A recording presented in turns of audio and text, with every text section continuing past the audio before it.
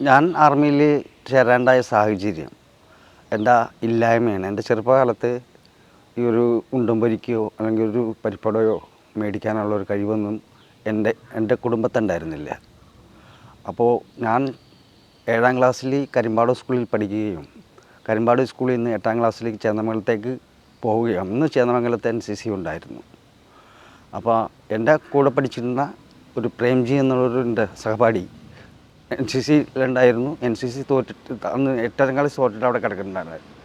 അന്ന് ഞാൻ ചെന്ന 8ാം ക്ലാസ്സിൽ പഠിക്കുന്ന സമയത്ത് ഞാൻ ചെല്ലുന്ന സമയം NCCയിൽ ആളെടുക്കുന്നുണ്ടായിരുന്നു. അപ്പം ഞാൻ പോയില്ല, കാരണം എനിക്കറിയില്ല എന്താണ് NCC എന്ന്.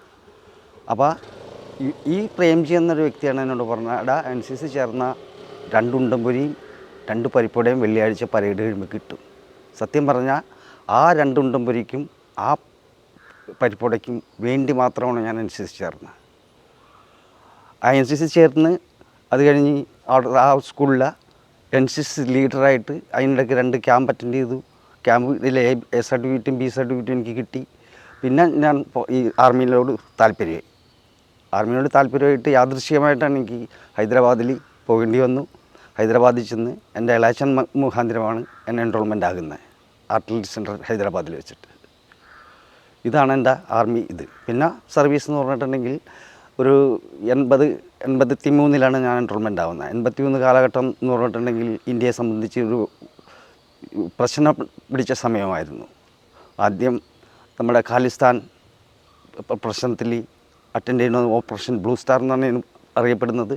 അത് കഴിഞ്ഞ് കാശ്മീരിലും അതേപോലെ JKLF തുടക്കം കാലഘട്ടത്തിൽ ഞങ്ങൾക്കൊക്കെ ഒരുപാട് ഓപ്പറേഷൻസിൽ പങ്കെടുക്കേണ്ടതായിട്ട് വന്നിട്ടുണ്ട്. അതുമാത്രമല്ല ആസാമിൽ അപ്പോൾ വന്നിട്ടുണ്ട് ഉൾഫ തീവ്രവാദികളുടെ ഇത് മൊത്തം പറഞ്ഞു കഴിഞ്ഞിട്ടുണ്ടെങ്കിൽ 84 മുതൽ ഈ 2000 വരെ ഫുൾ എൻ്റെ സർവീസ് എന്ന് പറഞ്ഞിട്ടുണ്ടെങ്കിൽ ഇൻ്റർണൽ സെക്യൂരിറ്റിക്ക് വേണ്ടിയായിരുന്നു. ഇതിനിടയ്ക്ക് കാർഗിൽ യുദ്ധം അതിലും പങ്കെടുക്കാനായിട്ട് സാധിച്ചു. എൻ്റെ ട്രേഡ് ഗണ്ണർ GD, ആർട്ടിലറിയുടെ ഗണ്ണർ GD ട്രേഡിലാണ് ഞാൻ അത് റിക്രൂട്ടിൽ ആദ്യമായിട്ട് ഫയർ ചെയ്യുന്നത്. ഫയറിങ്ങിൻ്റെ NCC ക്യാമ്പിലുണ്ടായിരുന്നപ്പോൾ 303 റൈഫിളാണ് ഞാൻ ആദ്യമായിട്ട് ഫയർ ചെയ്യുന്നത്. ട്രെയിനിങ് സെൻറ്ററിൽ ചെല്ലുമ്പോൾ അവിടെയും 303 ഉണ്ട്, SLR ഉണ്ട്, സെൽഫ് ലോഡിങ് റൈഫിൾ SLR. അതാണ് 7.62 SLR റൈഫിൾ. അതിലാണ് എൻ്റെ ഫസ്റ്റ് 6 മാസ ട്രെയിനിങ്ങിൽ എൻ്റെ ആ SLRും 9mm ബാളും LMG ഈ 3 റൈഫിളാണ് ഞങ്ങൾക്ക് ട്രെയിനിങ് തരുന്നത്. ഫയറിങ് അത് ബട്ട് ഫയറിംഗ് ആണത്. അത് കഴിഞ്ഞിട്ടാണ് ഞങ്ങളുടെ അഡ്വാൻസ് ട്രെയിനിങ് വന്നത്. അഡ്വാൻസ് ട്രെയിനിങ്ങിന് എൻ്റെ ഗണ്ണർ ട്രേഡ് ആയതുകൊണ്ട് ഈ 25 പൗണ്ടർ ഫീൽഡ് ഗണ്ണിലാണ് ഞാൻ ആദ്യം ട്രെയിൻ ചെയ്യുന്നത്. അത് ഹൈദരാബാദ് ആർട്ടി സെൻറ്ററിൽ 25 പൗണ്ടർ ഫീൽഡ് ഗണ്ണായിരുന്നു അന്നുണ്ടായിരുന്നത്. അത് കഴിഞ്ഞ് ഈ 25 പൗണ്ടർ ഫീൽഡ് ഗണ്ണിൽ 48 വീക്കാണ് അതിൻ്റെ ട്രെയിനിങ് പീരീഡ്. ആ 48 വീക്ക് ട്രെയിനിങ് പീരീഡ് ഞാൻ പാസ്സായി കഴിഞ്ഞാൽ ഞങ്ങളുടെ യൂണിറ്റിലേക്ക് വിടും. എൻ്റെ യൂണിറ്റ് 1000 മീഡിയം റെജിമെൻറ്റ്. ഇപ്പം മീഡിയമാണ്, ഞാൻ അന്ന് അത് ഫീൽഡായിരുന്നു. ഇപ്പം മീഡിയം റെജിമെൻറ്റിൽ എൻ്റെ ഇപ്പോൾ ഉള്ളതെന്ന് പറഞ്ഞാൽ 130mm ടോയ്സർ എന്ന് പറഞ്ഞ ഗണ്ണാണ് ഇപ്പോൾ ഉള്ളത്. അത് ഏകദേശം ഒരു 55 കിലോമീറ്ററിനും 27 കിലോമീറ്ററിനുള്ളിൽ ഫയർ ചെയ്യുന്ന ഗണ്ണാണത്. ഈ 25 പൗണ്ടർ ഫീൽഡ് ഗണ്ണെന്ന് പറഞ്ഞിട്ടുണ്ടെങ്കിൽ വെറും 13 കിലോമീറ്റർ ഫയർ ചെയ്യാൻ പറ്റുള്ളൂ.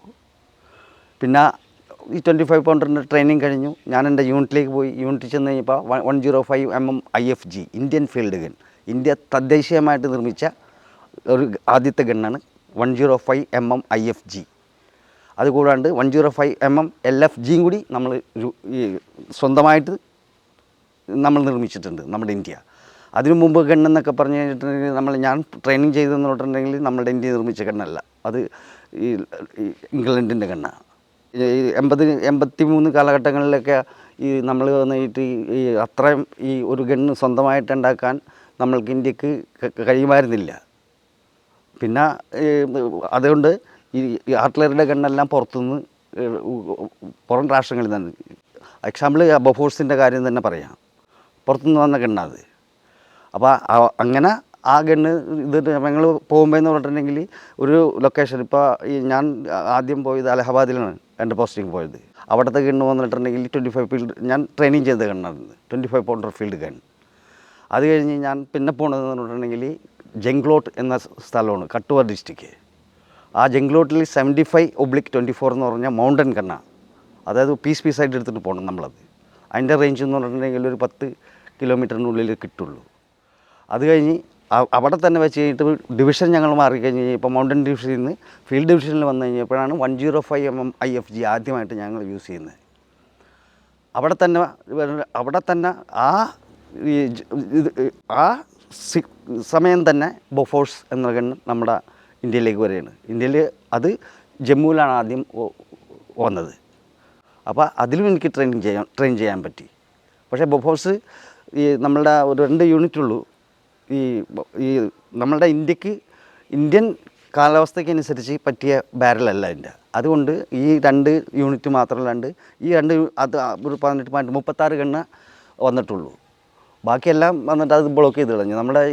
നമ്മളുടെ ക്ലൈമറ്റ് അനുസരിച്ച് അതിൻ്റെ ബാരൽ എന്താണെന്ന് വെച്ചിട്ടുണ്ടെങ്കിൽ ഒരു 90 റൗണ്ട് കഴിഞ്ഞിട്ട് 90 റൗണ്ട് ഫയർ ആയി കഴിഞ്ഞാൽ എൻ്റെ ബാരൽ നമ്മളുടെ കൊല്ലൻ്റെ ആലയിൽ ഇരുമ്പെങ്ങനെ ഇരിക്കണം അതേപോലെ പഴുത്തു പോകും. അത് നമ്മളുടെ ഈ ഇന്ത്യക്ക് യോജിച്ചതല്ല. അതുകൊണ്ടാണ് IFG ഇപ്പം എല്ലാം വന്നിട്ട് നമ്മളുടെ IFGയും ഈ 130 mm ടൊഷുറോണ് 130 mm ഈ ഗണ്ണ്. അതിന് റേഞ്ച് കൂട്ടില്ല. മീഡിയം ഗണ്ണാണത്. അതിനകത്ത് 9 പേര് വേണം ഒരു ഗണ്ണ് പൊക്കണമെങ്കിൽ. IFG ആകുമ്പോൾ നമുക്കത് 7 പേര് മതി. അങ്ങനെ ഒരേ ടച്ച്മെൻറ്റ് വൈസാണ്. ഒരു ഗണ്ണിൽ എന്തായാലും വന്നിട്ടൊരു ഈ 7 പേരില്ലാണ്ട് ഒരു ഗണ്ണിൻ്റെ ആക്ഷൻ നടക്കില്ല. ആക്ഷൻ്റെ ഗണ്ണിൻ്റെ വെയിറ്റ് എന്ന് പറഞ്ഞിട്ടുണ്ടെങ്കിൽ ഞങ്ങളുടെ ഈ IFGയുടെ വെയിറ്റ് ഏകദേശം 7900 കിലോ. അത് ആ ഗണ്ണ് ഹുക്ക് ചെയ്യാനായിട്ട് പ്രൈം മൂവർ എന്നാണ് ഞങ്ങൾ പറഞ്ഞത്. FAT field artillery truck. അതിൻ്റെ ഉള്ളിൽ ഏകദേശം ഈ ഒരു ഫസ്റ്റ് ലൈൻ ആമിനേഷൻ ഉണ്ടാവും. അവിടെ 7 ഗണ്ണേഴ്സും ഉണ്ടാവും, ഡ്രൈവർ ഉണ്ടാവും. അത് ഗണ്ണ് വലിച്ചുകൊണ്ട് പോകണം. അങ്ങനെയൊക്കെയുണ്ട്. ഞങ്ങളുടെ ഗണ്ണ് ഫയർ ആവണമെന്ന് പറഞ്ഞിട്ടുണ്ടെങ്കിൽ ഈ പൊതുവേ നമ്മളുടെ ഫീൽഡ് മേഖലയല്ല. ഫീൽഡ് മേഖല എന്ന് പറഞ്ഞിട്ടുണ്ടെങ്കിൽ നമ്മളുടെ കച്ച് ഈ സമുദ്രമേഖലയിൽ നേവി നോക്കും. ഈ ഫീൽഡ് മേഖല എന്ന് പറഞ്ഞിട്ടുണ്ടെങ്കിൽ നമ്മുടെ കച്ച് ഒടുങ്ങിയിട്ട് രാജസ്ഥാൻ, പഞ്ചാബ്, സിംല, ജമ്മു കാശ്മീർ, അരുണാചൽ പ്രദേശ്, നോർത്ത് ഈസ്റ്റിൻ്റെ മൊത്തം ഭാഗങ്ങളിൽ ഈ ഭാഗങ്ങളിലേ ഞങ്ങളുണ്ടാവുള്ളൂ ഇന്ത്യൻ ആർട്ടിലറി. ഒരു പക്ഷേ ഒരു ഡൗട്ട് ഉണ്ടാവും. ഗണ്ണെന്ന് പറയുമ്പോൾ AK-47, AK-56, പിസ്റ്റള് അതാണെന്ന് വിചാരിക്കും. അത് ഞങ്ങളുടെ സ്മോൾ ആംസ് എന്നാണ് ഞങ്ങൾ പറയുള്ളൂ. ഞങ്ങളുടെ ആംസ് എന്ന് പറഞ്ഞിട്ടുണ്ടെങ്കിൽ ഒരു 10-14 കിലോമീറ്റർ ബൈ എയർ അപ്പുറം പോയി പൊട്ടുന്ന ഉദ്ദേശം വേറെ ഒന്നുമല്ല. ഇൻഫൻട്രിക്ക് മൂവ് ആവാനായിട്ട് ശത്രുക്കളെ ഞങ്ങൾ ക്ലിയർ ചെയ്ത് കൊടുക്കണം. കവറിങ് ഫയറാണ്.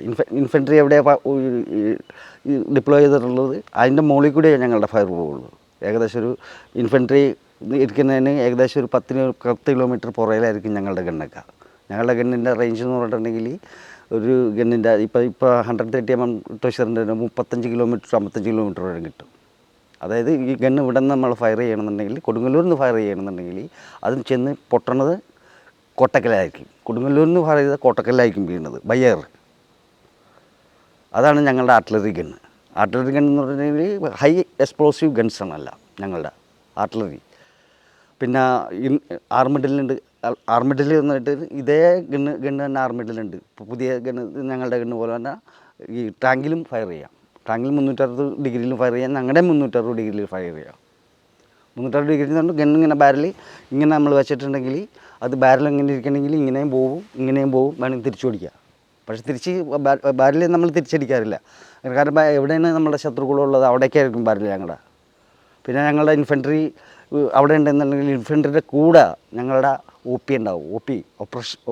ഒബ്സർവേഷൻ പോയിൻറ്റിൽ ഞങ്ങളുടെ ഓഫീസേഴ്സായിരിക്കും. CO ഉണ്ടാവും, 2IC ഉണ്ടാവും. 2IC ഗണ്ണരിയാണ്.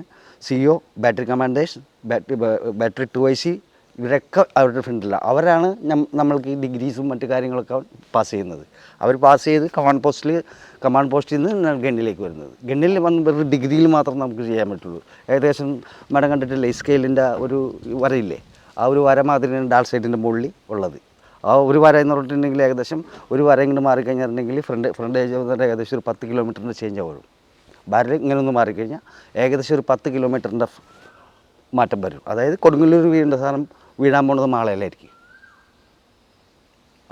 അതാണ് ആർട്ടിലറി ഗണ്ണ് എന്ന് പറയുന്നത്. പിന്നെ ഞാൻ ചെയ്ത ഓപ്പറേഷൻസ് ആൾറെഡി ഞാൻ പറഞ്ഞു. OP blue star, operation rhino 1, rhino 2, operation Rakshak 1, Rakshak 2. Operation Rakshak 1 എന്ന് പറഞ്ഞാൽ നമ്മൾ കാശ്മീരിൽ ഉഗ്രവാദികൾക്കെതിരെ ചെയ്ത ഇത്. ബ്ലൂ സ്റ്റാർ എന്ന് പറഞ്ഞാൽ നമ്മൾ പഞ്ചാബിൽ ഖാലിസ്ഥാൻവാദികൾക്കെതിരെ ചെയ്ത വാർ. റെയ്നോ 1 റെയ്നോ 2 Assam, Rakshak 1 Rakshak 2 Kashmir, blue star operation Punjab.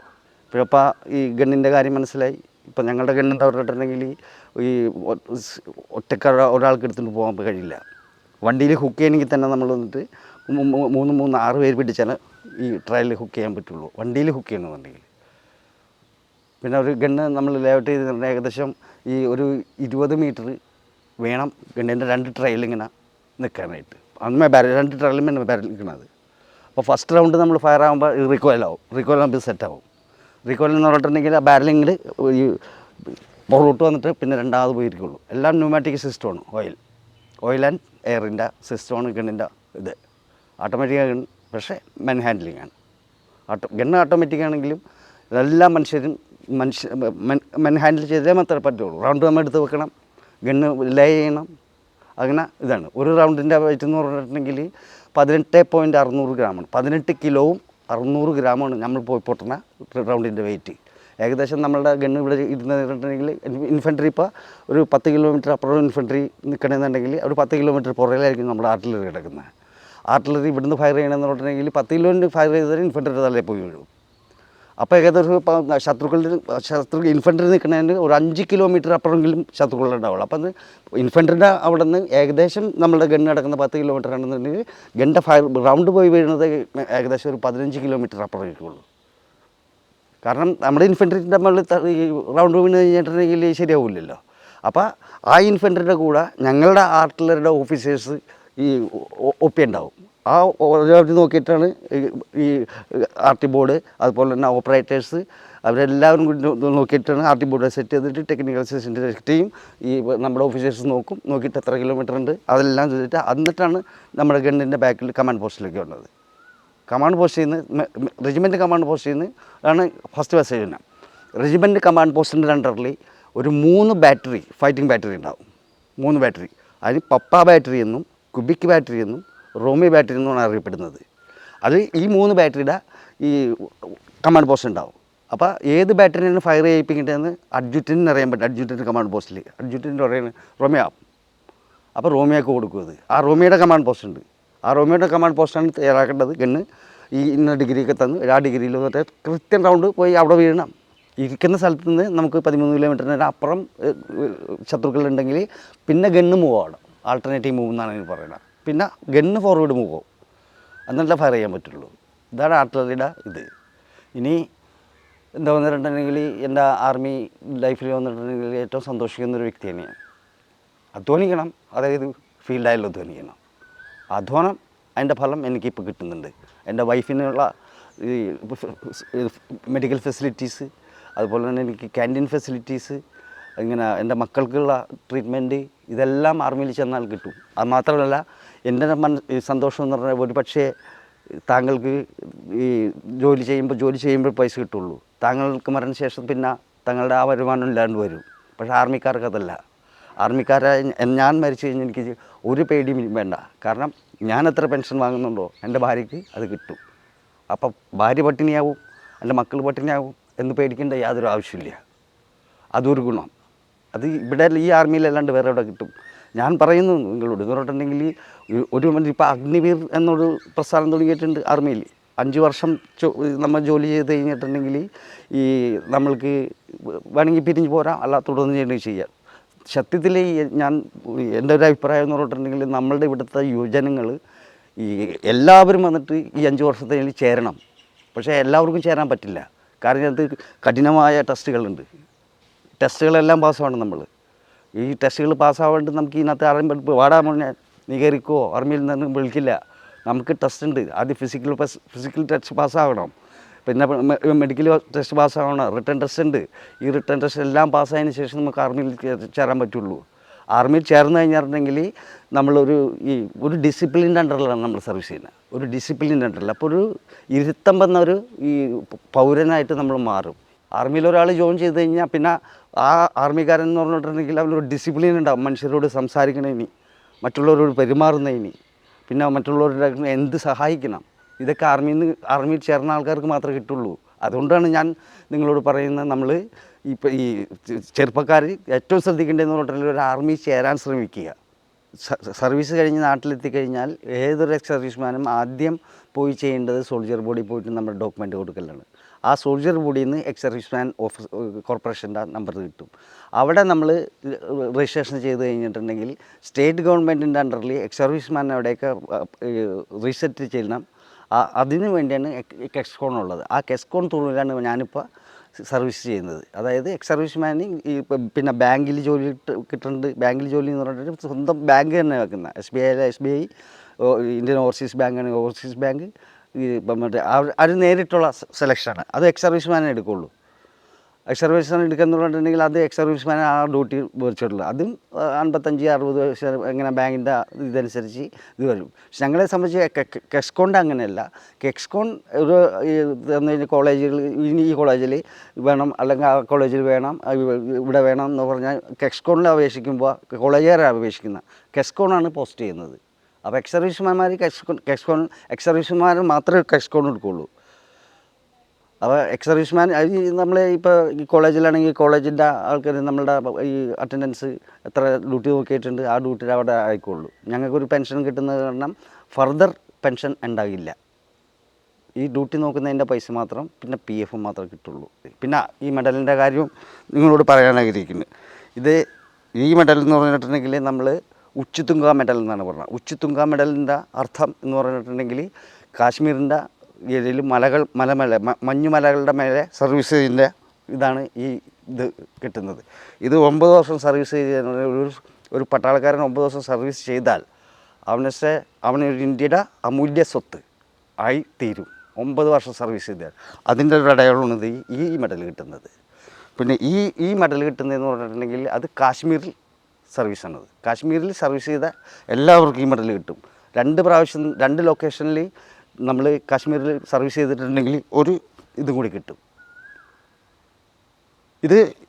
ഇത് വന്നതുകൊണ്ട് നമ്മൾ IPKF Indian peace keeping force against Sri Lanka പ്രഭാകരൻ്റെ ആൾക്കാരുടെ എഗനസ്റ്റ് ചെയ്തതിനാണ് ഇത് കിട്ടിയേക്കുന്നത്.